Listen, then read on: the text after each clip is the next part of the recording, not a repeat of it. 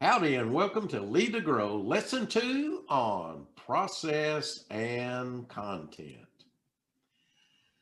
Well, in Lesson 2, we're going to talk about what is your secret sauce for success. Well, as a boy, Saturdays were my special days. Often my dad would take me to lunch at a tiny downtown cafe where the specialty was chili dogs. I always had mine with cheese, onions, and extra mustard. To this day, those were the best chili dogs I have ever eaten. The owner, a humble man with a heavy Greek accent and a gentle smile, would say hi to everyone coming in as he prepared the food and offer thanks when each customer left. One day, while I was eating one of those delicious chili dogs, I overheard a conversation between the owner and a customer, a businessman who owned multiple restaurants in town. The businessman was trying to pry out of the cafe owner the ingredients for his secret chili sauce by pounding him with questions after questions. The cafe owner just continued to smile and shake his head, signaling no, while still treating the man with kindness and respect. The chili dogs were phenomenal, but the businessman was missing the real reason for that cafe's success. There was a lot of reasons for my successful business, and over the years, I personally have received much credit for that success.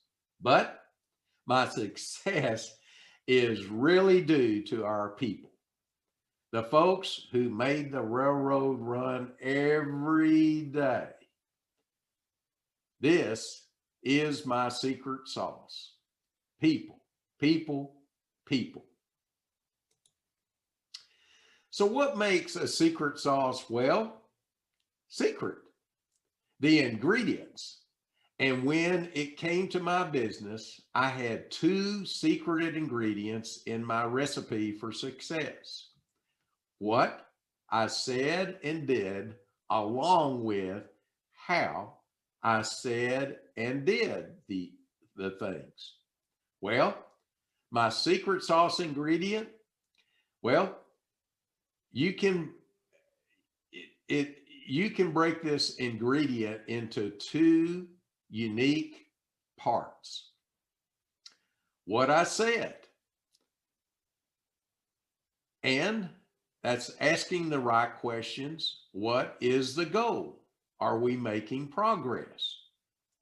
And the second unique part is what I did, working on the things of our business: strategies, tactics, performance goals, products and services offerings, policies and procedures, organization, structure, operating practices, facilities, equipment, and financial statements. And you could go on and on and on. In Proverbs chapter 14, verse 23, it says, in all told there is profit, but mere talk tends only to poverty. Well, my secret sauce ingredient number two was how I said and did things by enhancing relationships, the process.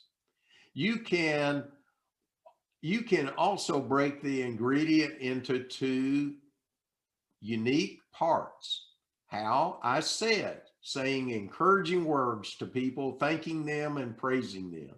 In Galatians 5:22 and verses 22 and 23, which you probably have heard often, is but the fruit of the Spirit is love, joy, peace, patience, kindness, goodness, faithfulness, gentleness, and self-control. Against such things there is no law. And the second unique part is is how I did. I combined this part of the recipe into two distinct ways that focus on the people in our business. The first was doing acts of kindness for people, patting them on the back and shaking their hands while I was thanking and praising them. The second is doing by consistently involving our people in the decision-making process.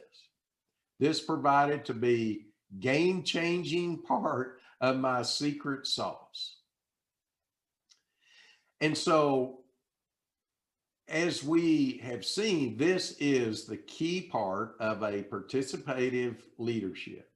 For years, I thought I had these two ingredients down. Our company was growing, people enjoyed their work there. We were successfully profitable.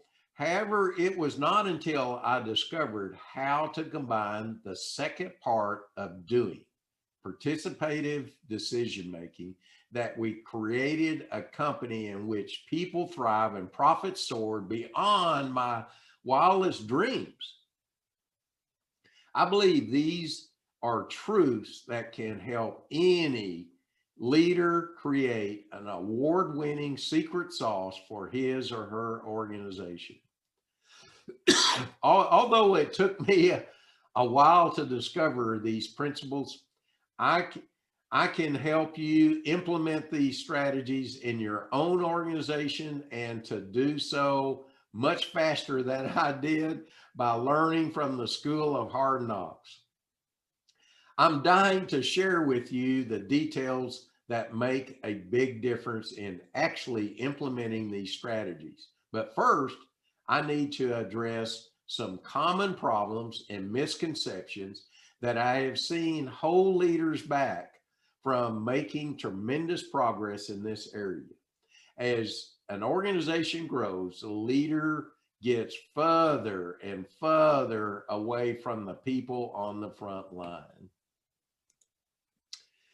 Well, here's a warning. Why don't people focus on process?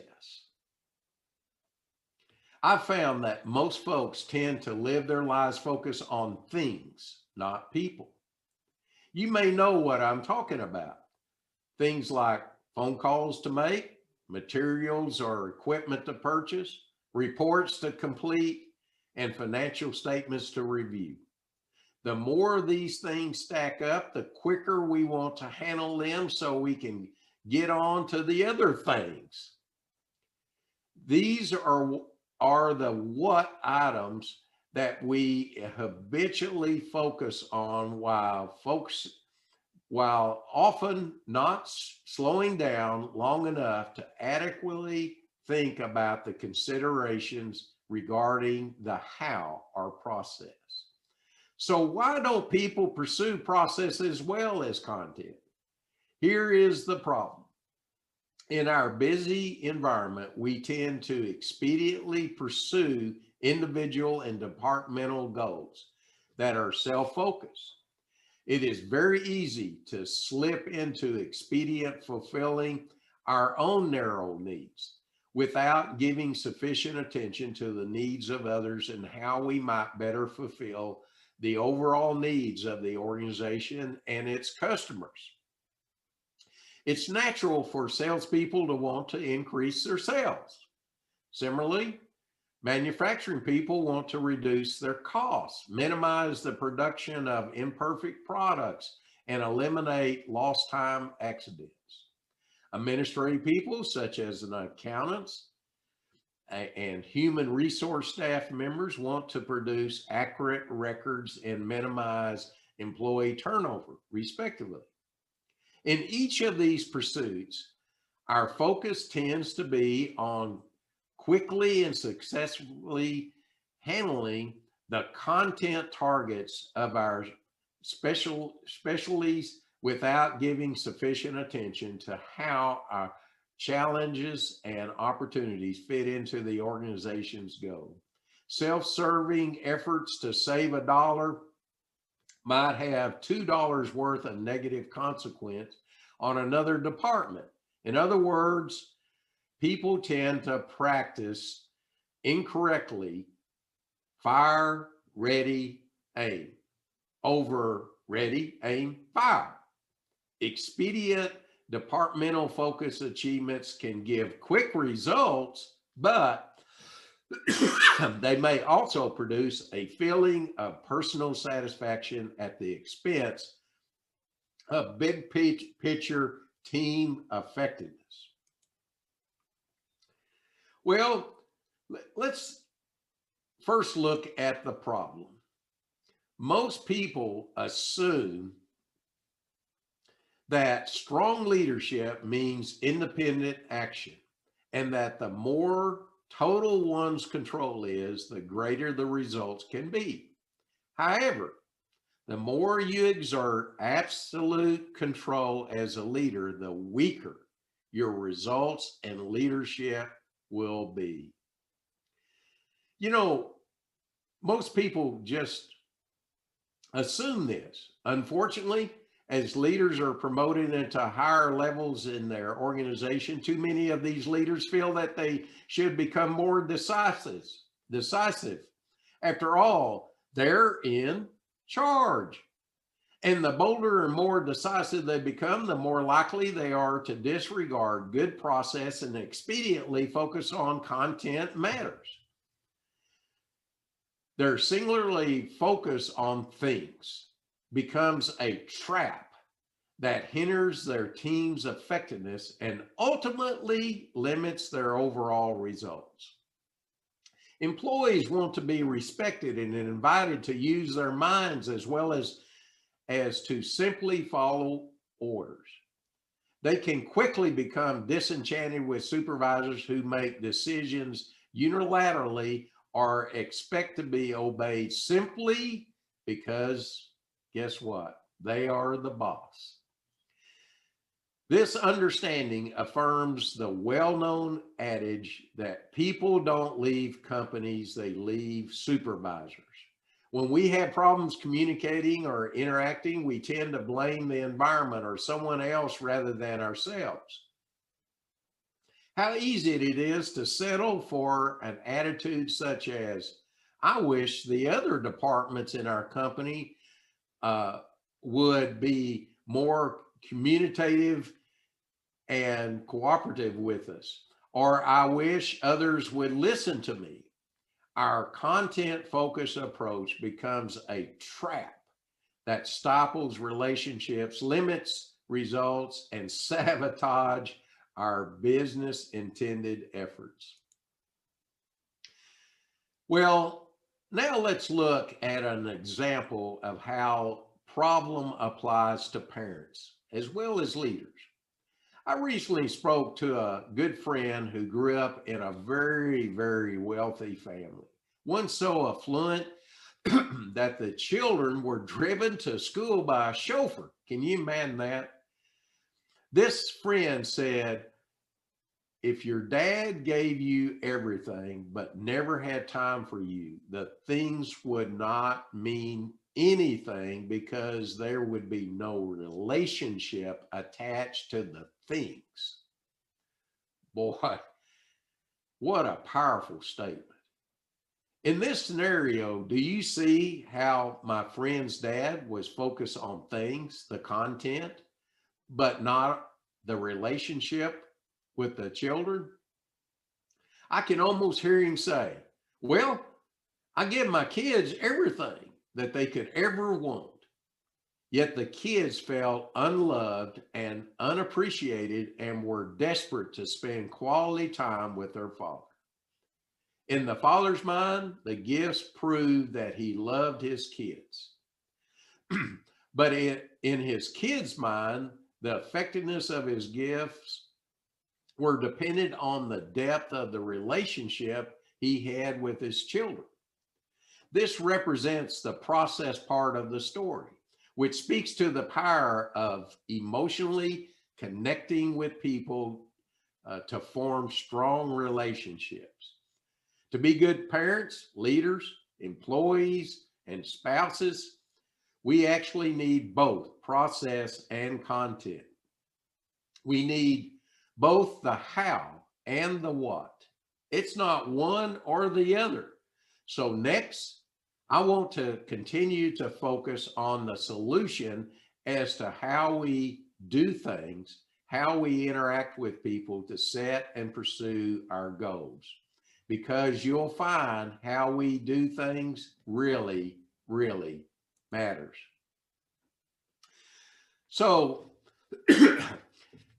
in this next warning, let's look at the solution. Well, ironically, most people assume that strong leadership means independent action, and that the more total one's control is, the greater the results can be. On the solution side is that the reverse is true. The more you include others in decision making, the stronger your results and leadership. You know, instead of first blaming someone else for strained relationships or substandard results, we should take a look in the mirror. We should do a self-evaluation and ask ourselves, how well do I listen to others, communicate with coworkers and direct reports, understand, cooperate, and collaborate with others, praise and appreciate those around me? So how can we cultivate peak performance in order to maximize our success? The answer is simple, but eludes most leaders. We obtain optimum results through participative decisions making and leadership.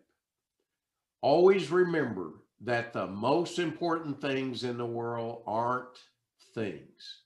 They're people and relationships. Well, in lesson 2, we've been talking about what is your secret sauce for success? And could I maybe ask you, what is that secret sauce?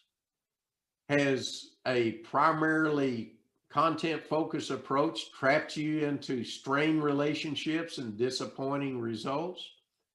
Based on your calendar and your daily agenda, which do you value more, people or things?